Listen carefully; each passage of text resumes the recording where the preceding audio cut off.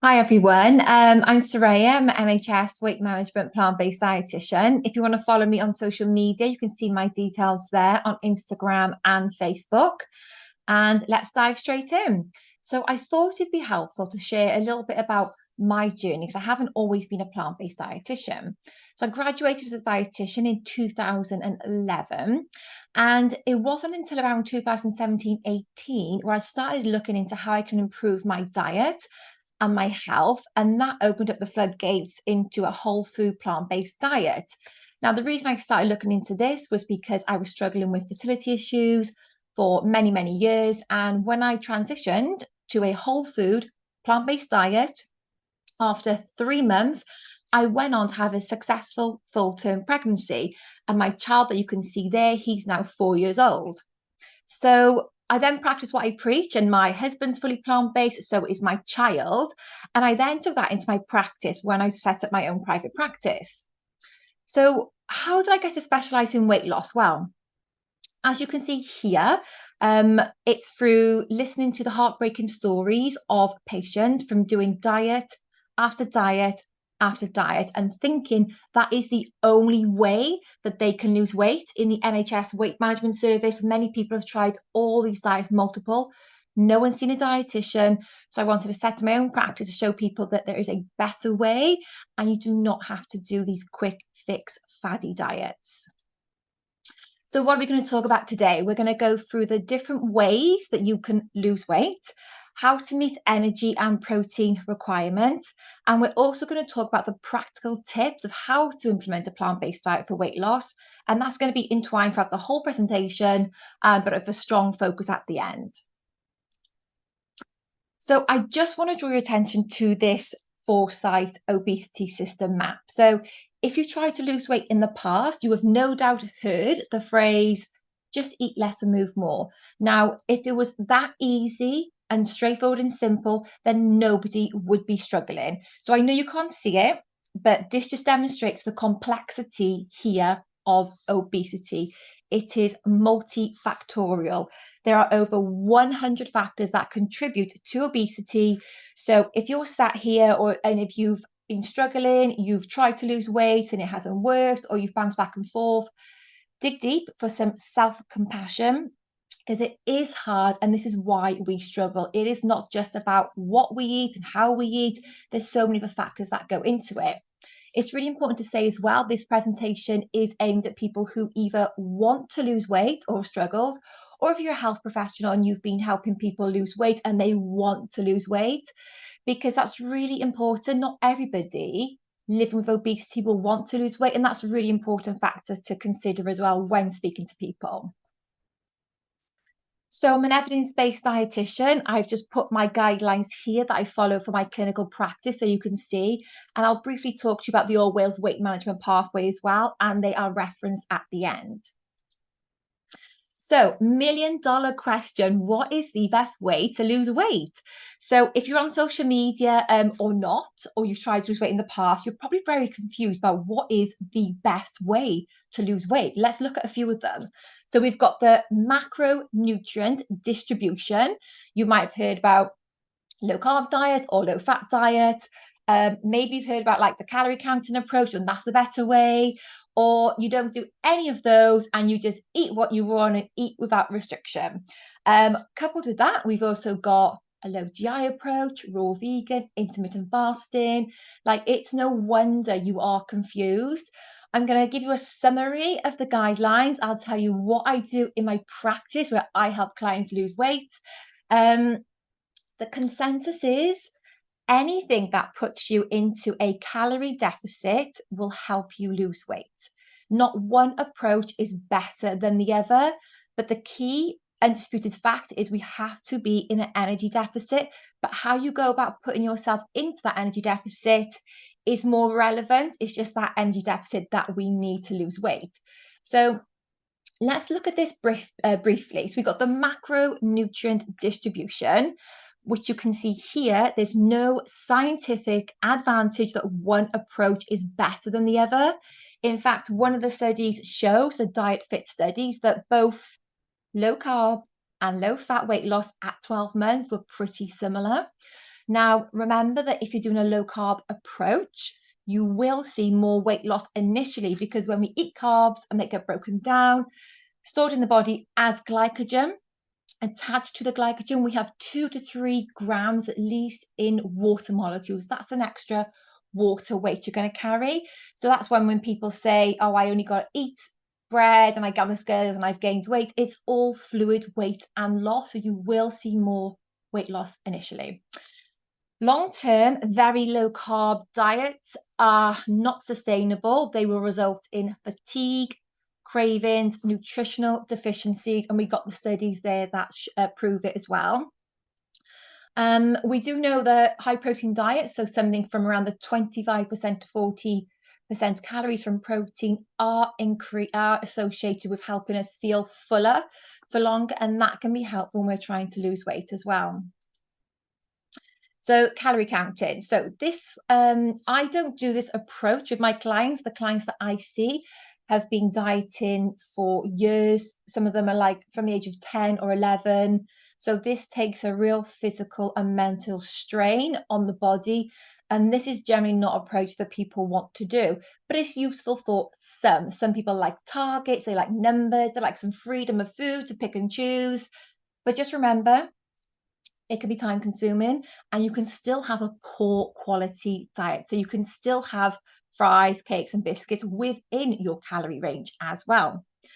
A simple approach that is used in practice is to use 1,500 calories for females and 1,800 calories for males. That's not really taking into consideration people's, different range in activity levels and height and age.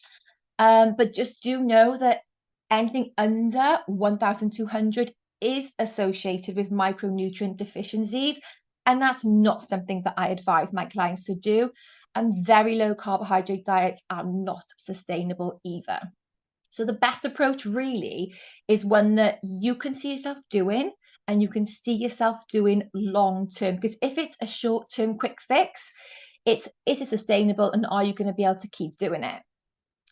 So I'll talk about the where we go here, like the eat and fat restriction approach, because we do have studies that show us you can have a whole food plant-based diet without that level of restriction of counting calories and macronutrients, but it does still need to be in line with some healthy eating principles of eating regular, having set meals, stopping when full, and eating mindfully. It's not a free-for-all, eat whatever you want. And when you've done years of dieting, the stopping when you're full and recognizing hunger can be quite problematic because your appetite regulation hormones are all over the place. With that in mind, let's jump to the mechanism behind why plant-based diets are helpful for weight loss. They have a really high fiber content. So it's the high fiber content that's going to favor our appetite regulation hormones. We've got studies here that shows when you compare a whole food plant-based meal compared to either a meat or dairy or processed meal, the appetite regulations are hormones are higher. Fullness is higher. Food satisfaction is higher as well. So we also have studies that show us that people tend to eat the same amount of food in weight most days. So when you have a whole food plant-based diet, which is lower calorie, lower energy density, you get less calories per pound for food. So that results in a natural calorie deficit. Here we eat without restriction study, the broad study, which I put at the end. So again, you've naturally got yourself into a calorie deficit without having to count calories or macros. And we do have studies showing the weight loss can be achieved without the calorie counting, which I put there as the broad study. I have had people come to me and they are eating a plant-based diet and they're still not losing weight. So when we explore and drill down, they're just having too much over the day and not enough activity. So there's a few factors that we can do there to help bring the weight down. So that's in line with our all Wales management pathway. So I'll just do a recap of this. There's 3 key things that we need to focus on here. We need to focus on reducing energy, which is our calorie deficit or energy deficit. You need a regular eating pattern, so you have your set meals over the day. It's not grazing all day or picking, and avoid those really long periods of time without food, because that will decrease your glucose levels and it can lead to you overeating at night. And to improve the quality of the diet, and that's where a plant predominant diet comes into play. So we want the quality of the diet, set meal pattern, and an energy deficit somehow. The guidelines also say that you really want to have to address emotional eating, because that can lead to any unnecessary calories, which will not be helpful for weight loss. It's really important to set short-term and long-term goals. So what generally happens is, when I see people, they say, I would like to lose 6 stone or 10 stone, and that is just too far in the future to see, and it seems unachievable, and it seems a very high journey to begin with. So if you start with the short-term goals of wanting to lose that £1 a week and do it day by day and week by week, that is more achievable. And we're going to go on now to talk about non-weight related goals as well. To achieve long-term weight loss, successful weight loss, we need a non-weight related goal as well, which I see people fall short, or people just think of the weight and the sometimes dress size they want to be in, or jean size. So let's recap. A consensus of all the guidelines say that not one size fits all. So not one approach is superior than the other for weight loss. And it's very individual as to how you want to get into that energy deficit. And the best approach that works is one that you can see yourself doing long term. Really important to have a focus on health and not just the weight on the scales. So by that, I talk to clients about having clients come to me and they say, my blood pressure's high. I want to focus on reducing my blood pressure or cholesterol, or have a reduction in any chronic diseases. There could be a focus on quality of life improvement. So increasing energy, decreasing headaches, improving gut issues, mood, and also reflux. These are all key areas that I help clients improve with looking at the quality of their diet.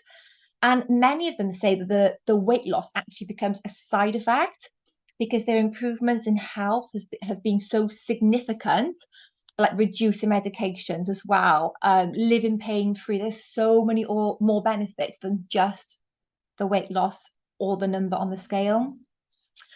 And also the consensus of the guidelines are to address the root drivers of any overeating or emotional eating. So have a consideration if there's any past or current trauma that is leading to you using food as a coping mechanism for stress, anxiety, anything like that. And that would need addressing first as well. First and foremost, the relationship with food needs addressing. So let's talk about energy, because we're going to go into like how you can get yourself into a calorie deficit without having to count calories. But just so I can show you what I do as a dietitian. So I would work someone's nutritional requirements out, as you see here, with this Mifflin equation. And then it's on height, age, and then I'll also look at someone's activity levels and incorporate that into it. So we've got the TDEE calculator. So you can go online and have a look at this yourself. I would say if you're going to look at this and take this approach, then cross-reference it with a dietitian or a nutritionist, because sometimes it can be pretty spot on compared to the Mifflin equation, but sometimes it could just be way out. And it's always good to cross-reference it with a professional to double check. So we already know to lose weight, we have to be in an energy deficit. So what do the guidelines say? Our guidelines say reduce energy from anything from 400 calories up to 1,000 calories a day. Now, in practice, we only use that range when we're looking at the higher BMI. So BMIs of 60, 70, maybe 80. Then we have a larger energy deficit. But for someone of the BMI probably under 50, maybe we're going for that standard 500 calorie deficit a day. And that gives us that slow and steady weight loss, that healthy weight loss of that 1 or 2 pounds weight loss per week. So if you're someone who is strength training and resistance training and being active, you could even go for a 15 or 20% energy deficit.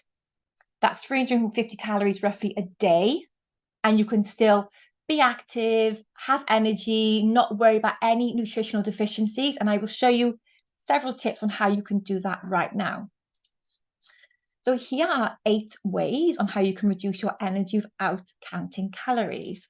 So this works. I've done it with my clients. We have had some successful outcomes as well. So you can literally go to having 3 meals a day and no snacks. That's going to give you an energy deficit. You could always have half a plate of vegetables. Make sure you've got some colourful and then green leafy vegetables on the plate as well. As a strategy, you could swap one carb portion for a veggie portion of one of your meals that day. That's going to reduce energy a little bit.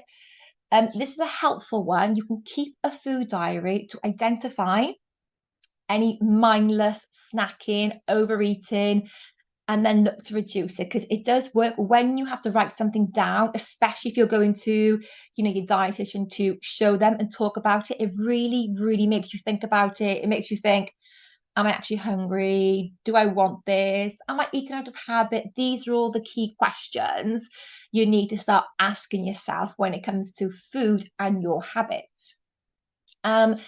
Increase movement. So your NEAT is your non-exercise activity. So not the gym, your general movement. So generally, a lot of us are now sedentary.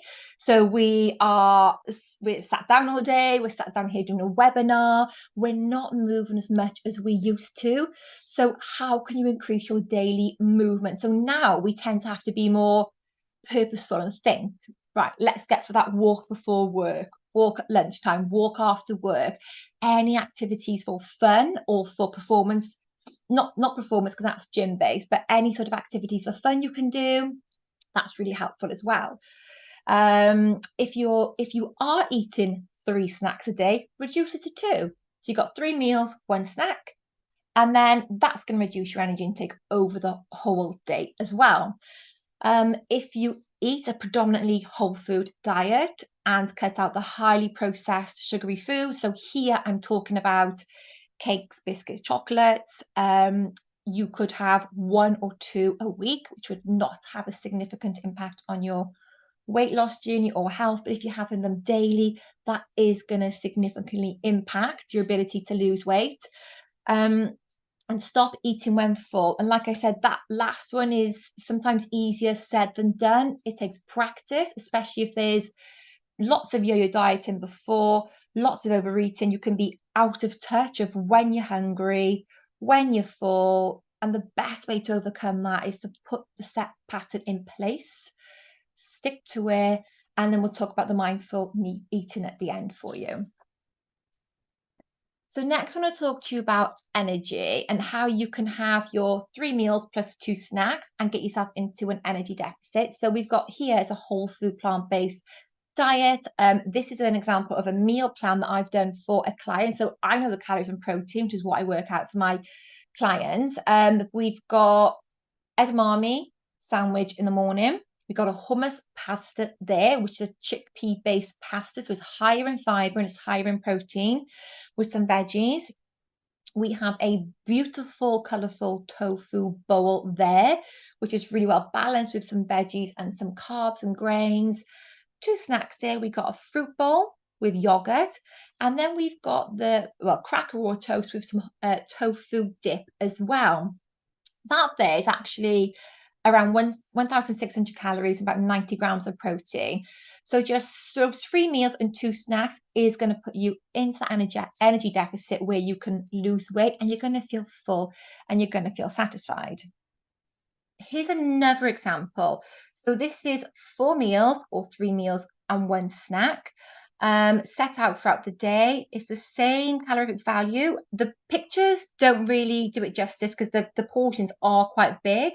So we've got tofu, toast and fruit.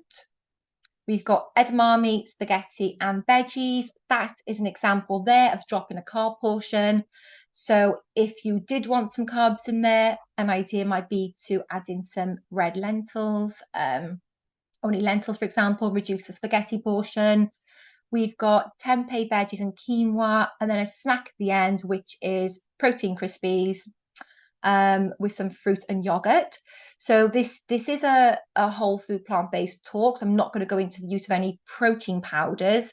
They are helpful when you're trying to lose weight, but they are not essential. You don't need to have them.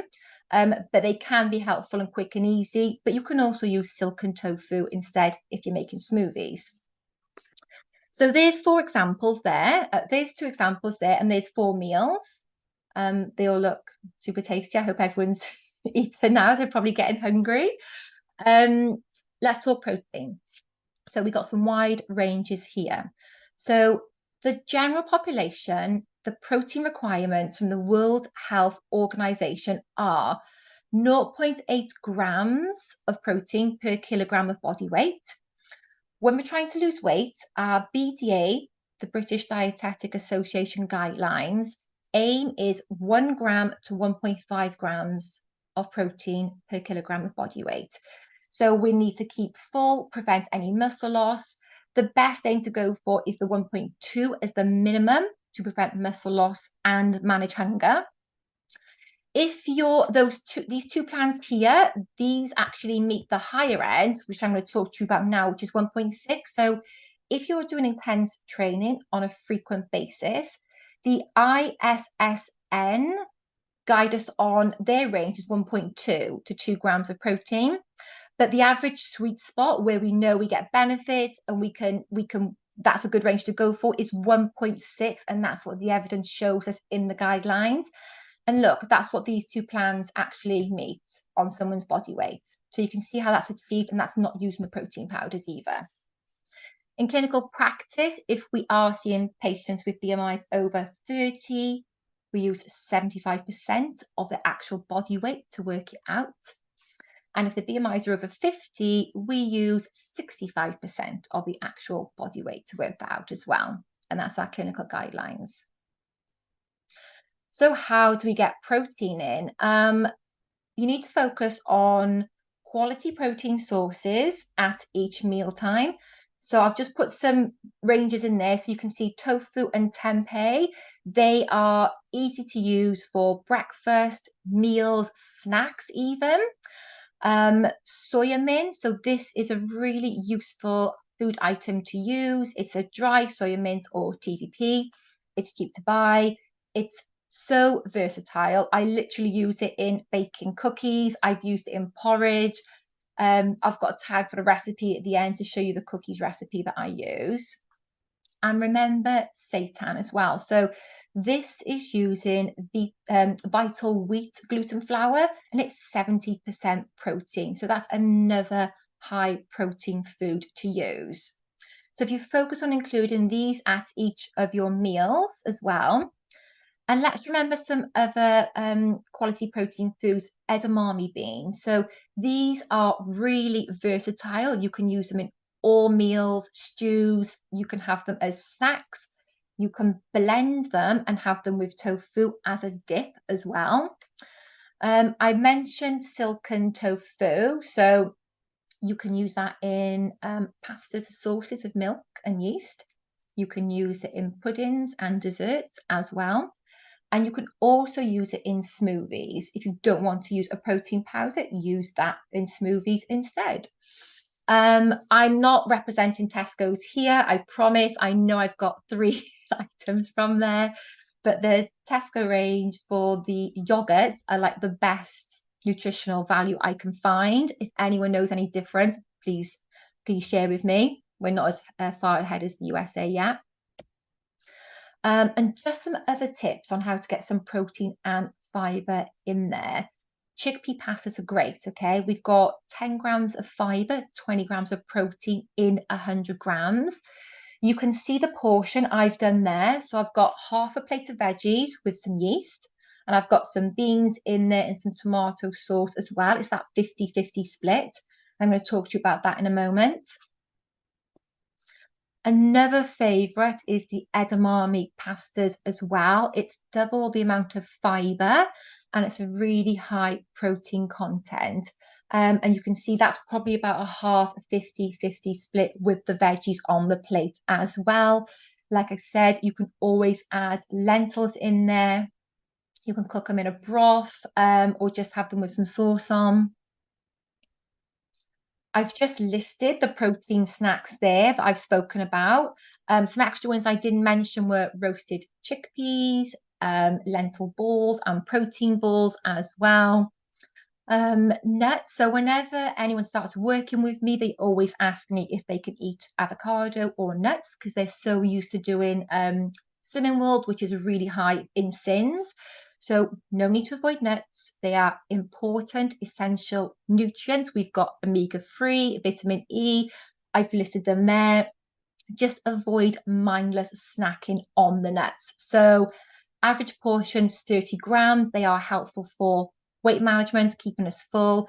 If you are on an energy deficit, maybe 20 or 25 grams would be sufficient enough. So let's talk about meal planning now and go for some more practical tips, because this is where I see people fall short quite a lot, is not being planned, not planning and not being prepared. So I always find Sundays a really good day to start thinking of the week ahead of the meals you're going to have. You probably need to do it before Sunday, but start planning it on the Monday. Now, variety is key. We want different colors, different grains, different foods. However, to start with, make your life easier and have some repetitive meals. This works well for most clients, but I do have clients who want a different meal at each meal time. So what's worked well here is there's 4 lots of overnight oats prepared. Everyone has a different fruit in. There's 4 lots of lunches prepared there. They've all got noodles, different color vegetables in, and you can vary the protein whether you want tofu or tempeh and keep it completely varied. You can then also cook a different meal every evening. So you can either batch cook and then freeze some, or you can cook in batch and have it the next night. So you've got a couple of different options there. What happens is I find if people haven't planned or prepared, we get to the end of the day where by the end of the day, you have to think you're likely to be more tired, more stressed, could have a busy day with the kids or busy day at work. And the last thing somebody wants to do is go and cook a healthy, balanced meal. So we go for the quick fixes. So if you have this food there, it saves that decision. We've been making decisions all day, and this will prevent this decision fatigue of reaching for foods that are not going to help you meet your goals. I've just put a summary there of what I've just spoken about. So if you haven't planned any meals, don't stress. You can literally put together a delicious meal in less than 15 minutes. So those pastas that I showed you, they take less than 10 minutes to cook. So have some frozen vegetables in your freezer ready. Have some frozen fruits ready. They have the same vitamins and minerals in. They just make it a bit easier. And it's better to have that than reaching for a higher fat, higher sugary snack. I'll show you here. So this is the kind of visual you want in your mind when you're pulling meals together yourself. So this is what I do with my clients. I will give them the meal plan. I will do a combined approach. I'll give them the meal plan where I've worked out their energy and protein needs. I'll set the structure. They find it really helpful because it gives structure. They haven't got to think of recipes. If they're new to plant-based cooking, they haven't got to think, how do I cook tofu? What do I get? It helps them understand portion sizes as well. So that gives the basis, and it's got to be flexible. It's not meant to be rigid. You keep it flexible, and then they can combine how to put their meal together really quickly in less than 30 minutes, 15 minutes. And we also talk about how you eat out. So we have that combined approach. So here on the right, where you can see we've got that 25-25 split. So that's where you'd have your, I'm going to use, say, tofu, some grains, and then half a plate of veggies or salad. That is a really helpful split for helping you lose weight and not tracking or counting any calories. Every meal will have some fat on there, and that could be either in the form of nuts, some avocado. If you are using oil, some extra virgin olive oil, a teaspoon, But you don't have to have that. You can get the fat from the nuts as well. Um, the 50-50 plate split is really helpful if you're having stews. So if you're having like a lentil and bean stew, you would have half of the plate would be the 50 split and half of the plate would be the veggies or salad. Again, don't have to count any calories. You could have your 3 set meals like that, all whole food, and that is very likely to be sufficient to helping you lose weight. It's really important to remember the fundamentals. So we talk about diet, we talk about movement and exercise, but it's better now there is social media, but we have to remember the sleep, the hydration, the managing the emotions, the mindful eating, the mindset, and the movement. These are core fundamentals here. Because if you think about it, if you're not getting enough sleep, your appetite regulation hormones will be all over the place. And what's going to happen then is you're going to have high cravings. You're going to want quick fix of sugar. You're not going to want to sit and cook a meal. You're more likely to overeat. The more tired you are, the less likely you are to exercise. Same with hydration. If we're not hydrated, this can lead to fatigue. This can lead to getting feelings of hunger and thirst confused as well. And with emotions, if we are not in check and managing our emotions, that can help. That can lead us into using food for comfort, overeating, and using alcohol, neither of which are going to be helpful for your physical, mental health, or your weight loss journey. So these are key. I always get my clients starting on these to start with. We focus the first week, we're literally focusing on movement, sleep, and water. They're the key focuses. So just go into it a little bit more with sleep. Try and aim for those 7 to 9 hours a night. Now, I'm a parent, I've got a young child. Sometimes it doesn't happen, but we can plan as best as we can. So you need to plan what time you need to be up by, plan those 7, 8 hours, what time do you need to get to bed by, and then give yourself that 1 hour of winding down, no technology, bath time, reading, a really good sleep hygiene routine in place. It takes work and practice as well. Hydration, everyone's levels will vary depending on how much exercise you're doing. Start with the 2 liters of water a day and work on that. Movement, this one is really important as well. Any movement you can do. So dance, climb, walk, avoid sitting for too long. Can you do walks before, after, during work, on your lunch break, for example? A variety of activities is really important for overall health. So combine walking, cardio-based activities, and strength-based training. So I strongly encourage anyone who is able to do some resistance and strength training. This could look like 2, even 3 times a week in the gym, starting at 45 minutes, even 30 minutes is going to be beneficial for you. That's going to help with fat loss due to muscle building and maintaining lean muscle mass. The more lean muscle mass we have, the more we can increase our metabolism. We can burn more calories at rest. It's also helpful if you hit a weight loss plateau and you are not strength training or resistance training, then that is when I strongly recommend you start. Some clients, when they join me, they're just walking and focusing on the habits, and later the strength training comes into play then. Remember meal hygiene as well and mindful eating, because how you eat is just as important as what you eat. So if we're eating with distraction in front of technology, TVs, we're not able to recognize when we're full. It takes 20 minutes for our brains to register we are full. This is why we need to eat slowly, take your time, put your knife and fork down in between meals, chew really slowly as well, get to the senses of when you're full, and stop at about that 8 or 10, 7 out of 10. Don't go to feeling that overfull fullness. Again, this can be difficult if you've come off the back of any extreme low calorie diets or repeated diets. Your appetite regulation hormones will be all over the place. So for that, you just need to set the meal pattern and keep going until the hunger hormones get to kick in again. Alcohol. So what I say to my clients about this one is it's a completely personal choice.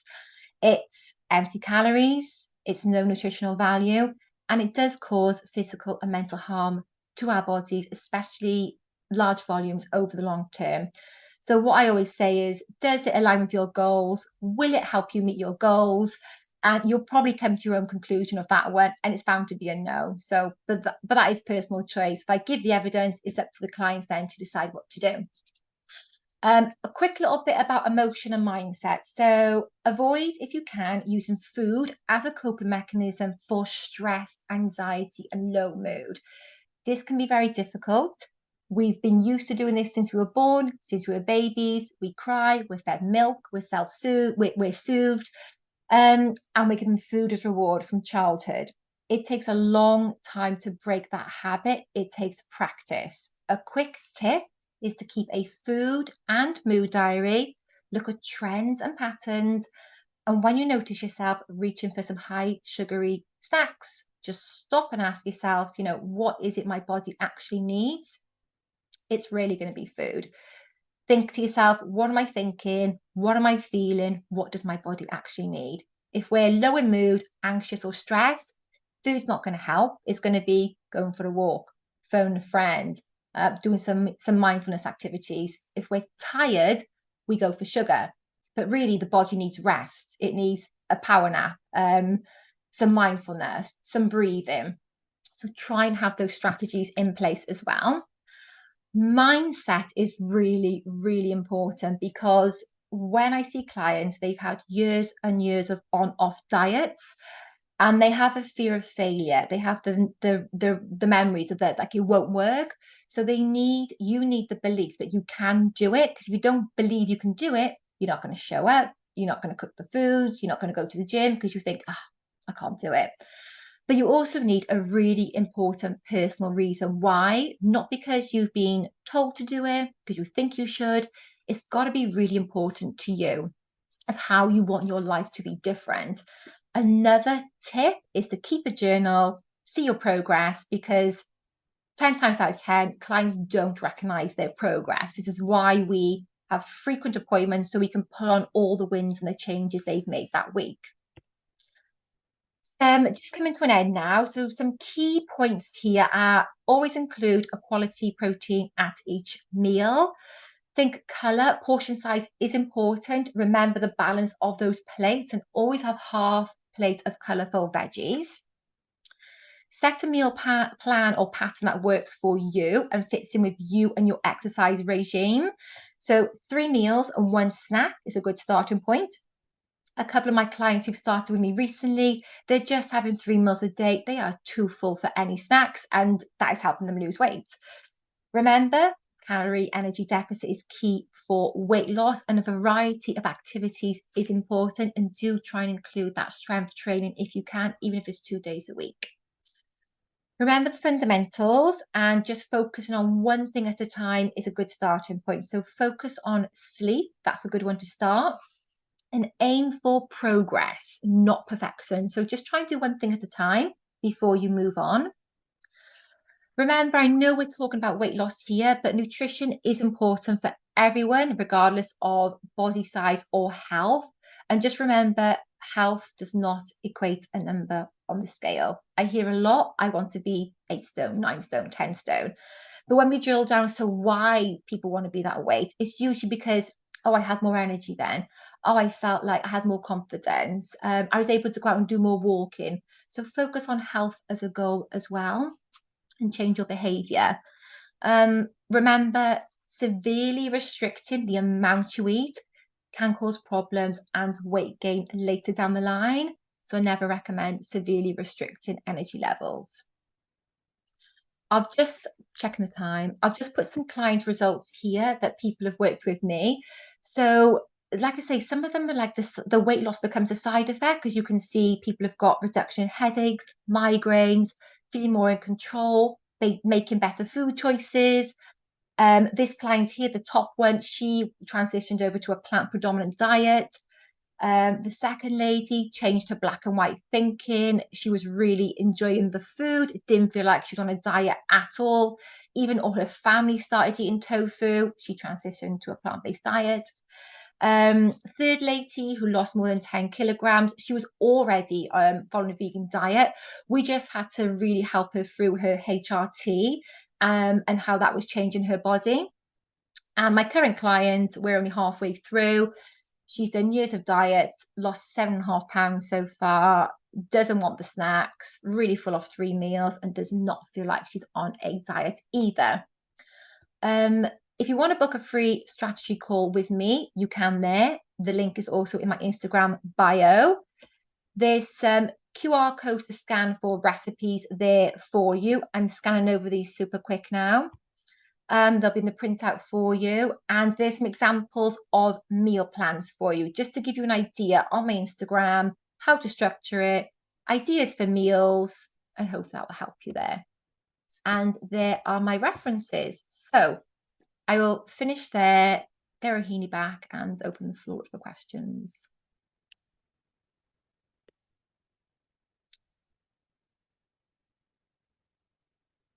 Oh, I can't hear you, Rohini. You're on mute. You're on mute. I'm muted now. I was just saying that was absolutely amazing. Thank you so much. You covered a huge breadth, and I was just making notes on my phone, all the practical tips that you shared. I think there was so many useful things in there.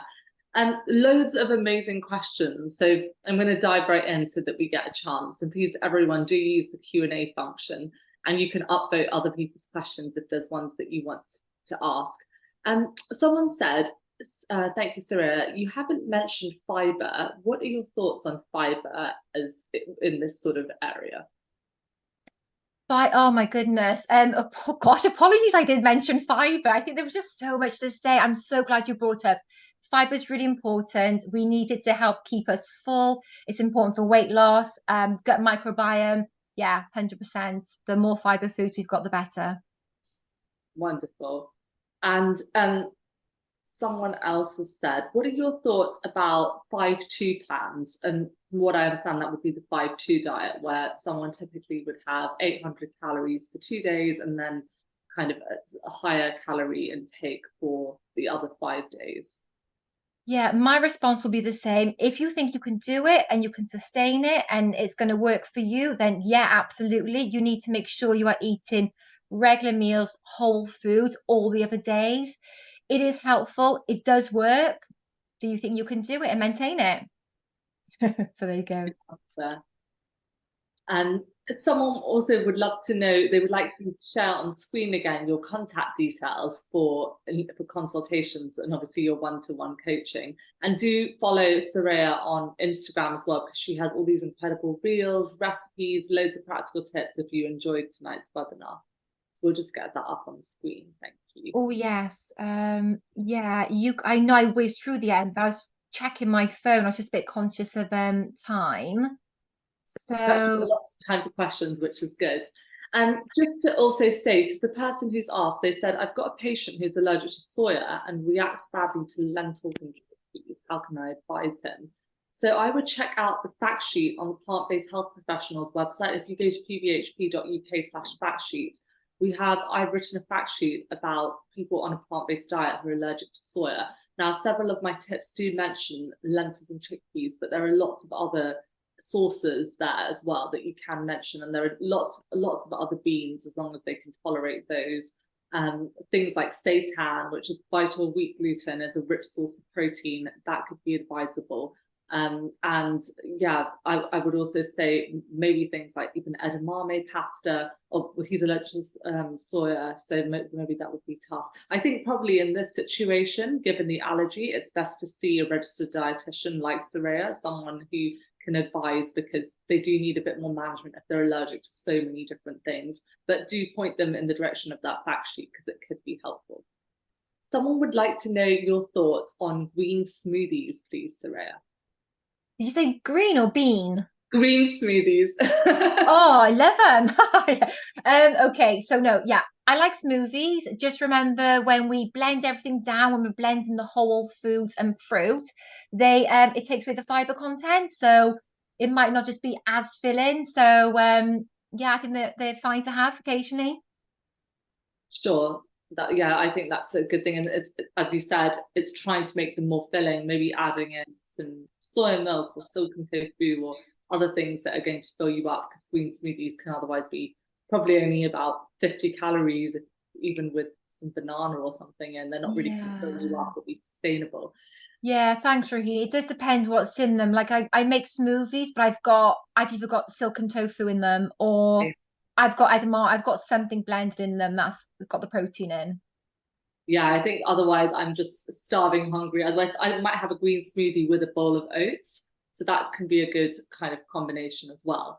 There's a great question there about how would you go about helping an individual who has used crash diets on and off for a long time, which is otherwise known as weight cycling, which you discussed. How would you deal with the impacts that crash dieting may have had on their metabolism? Because a lot of people do stress about this. They've had years of yo-yo dieting, maybe in their 20s or whenever. Yeah, I see many clients who have done years of dieting since the age of 10. This is not uncommon. You work a lot of mindset and beliefs. That's the first thing you do. You literally do everything I've talked you through. You get the structured eating, the regular eating, you get the foods that are going to fuel their body, and you work on the emotional eating as well. You have to take a combined approach, and those fundamentals are key to put in there. So yeah, I do this quite a lot with clients. If it's for yourself, you can reach out to me, or if it's for clients you see, reach out to me as well if you need advice. Great answer. Would using a nut-based dressing for salads be okay if you're not eating them as a snack to make them go a longer way?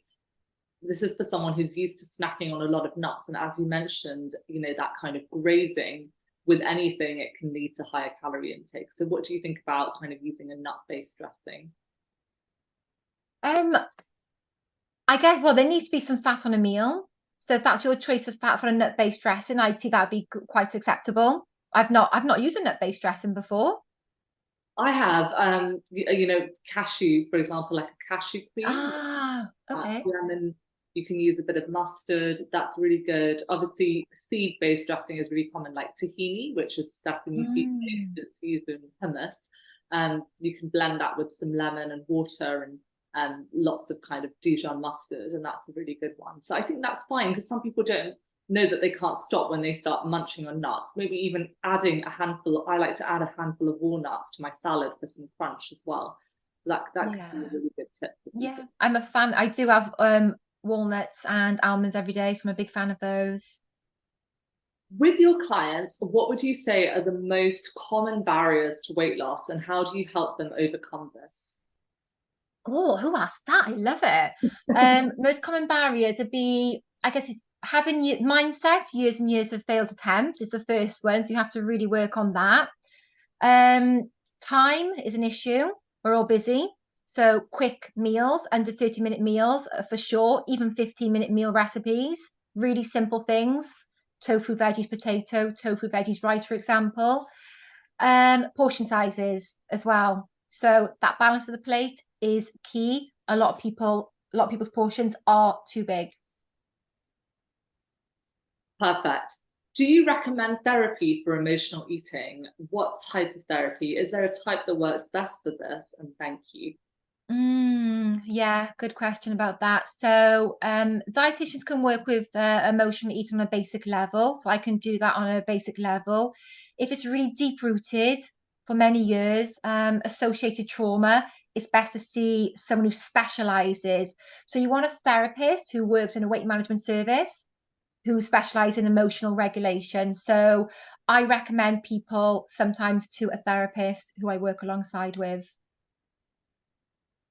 Super, yes. And obviously, if someone has an eating disorder or disordered eating, they're getting help. I know things like cognitive behavioral therapy can be really useful for people dealing with emotional eating. But obviously, if it is an eating disorder, then to seek the advice of your GP or, qualified health professional. That's what I'd suggest. Yeah, Thank you. yeah. If it's anything going into what we call like uncontrollable eating, binge eating, then it would be going to your doctor to make the necessary referrals to the right people. We've got Beat online, which got free helplines, free resources as well. It's a really, really useful self-help tool. definitely. Um, Excellent presentation. Thank you. How processed are tofu, tempeh, and soya mint? So 3 different forms of soya there. What are your thoughts on that question? Yeah, I think these are great foods to keep in the diet. I know there's a lot of stuff on the moment about like ultra processed foods and keeping them to a minimum, which I agree. But also these foods could be classed as ultra processed, couldn't they, with the amount of ingredients? When we mean ultra processed, we mean like those sugary, fatty cakes, biscuits, those ones. So which ones you mentioned? Tofu, soya mince. I personally, I recommend them. I guess if you're buying soya mince from the shop and it's frozen, you just want to check it hasn't got a high sodium content. That would be my only concern, maybe with that. And just checking the fat content of it. So soya tempeh, absolutely fine. Wonderful. And regarding the protein suggestions of zero 0.8 grams per kilogram of body weight, I always wonder, is that for the current weight of the overweight person or their healthy desired weight? Yeah, that will be the current weight, unless the body mass index, which we know has got its flaws, but we use on a population level, unless that BMI is over 30 or 50. And then I've got a slide here. I think it's if your BMI is over 30, we work to 75% of the actual body weight and work out that way. If the body mass index is over 50, we use 65% of the actual body weight. Perfect. That's a super helpful tip. And this is, someone said, this is very interesting regarding calorie counting. I think that's referring to what you said earlier in the talk. Recently listened to Professor Roy Taylor talk about calorie restriction and diabetes and trying to aim for the weight that you were in your 20s. It doesn't sound very sustainable. I wondered if you had any thoughts on that research. Oh, I haven't read the research, so I can't comment on that. But what I will say, I guess, I do hear a lot from people, I want to be the weight when I was 18. And you just need to think, is that realistic? Can you get to that? How will you get to that? Is it sustainable? Is it healthy? We need to focus on health as well. Even a 5%, 5 to 10% weight loss is going to help you improve your overall health as well. Sorry, I hope that answers it a bit. I I love need to your look. approach, Soraya. I totally agree. And I also think, as you talk about on your Instagram page, kind of the importance of resistance training and body composition as we get older, focusing more on maintenance of that lean muscle mass, which starts to decline from the age of 30. So realistically, probably being the same weight that you were when you were younger and you've got a much higher percentage of lean muscle mass is unlikely. But not impossible. It varies from person to person, doesn't it? I think one size doesn't really fit all here. Um, No. and I'd say I wouldn't go for that approach to try and be a weight I was when I can't be a weight I was when I was 20. um, wonderful. So someone's asked again about intermittent fasting. Is it too much of a stress for the body when you're trying to lose weight? Is it too much of a stress? I mean, look, there is evidence out there for intermittent fasting, especially metabolic adaptations as well. Um, I mean, if you can do it, and if you can do it and you think it's going to work for you and your lifestyle, then I think it's a helpful tool. But I wouldn't even consider it unless you're addressing those fundamentals. Like, if you're not sorting out hydration, sleep, movement, like those are the priorities, and then I'd be looking at something like intermittent fasting. I'd address the other things first. Definitely focusing on what you're eating and perhaps also looking at maybe time restricted eating where you're shifting more of your calories earlier in the day. So you're still having breakfast and lunch and maybe a lighter dinner shifted earlier rather than eating at 10, 11 p.m., which is what a lot of intermittent fasting in its modern day iteration has become, with people skipping breakfast and then eating more at night, which we know can be an issue.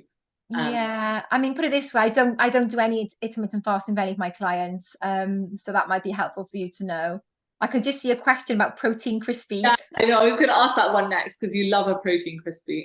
Oh, I love them. I put them on cereals, porridge. You can make bars out of them. I'm yet to make a bar, but you can make all sorts with them. Um, Give me a second. Let me find the brand. I know where they're from. They're from Koro, Oh, Koro. thank you. They are really useful. You can order them on there, and they've got different flavors like chocolate and other things. And I sometimes add them as well after a strength training session to porridge. So I think it's a Mm. good tip for people. Is eating one avocado a week okay? Absolutely. Yeah. And avocados have loads of other nutrients and lots of fiber, lots of vitamin E, lots of other good stuff.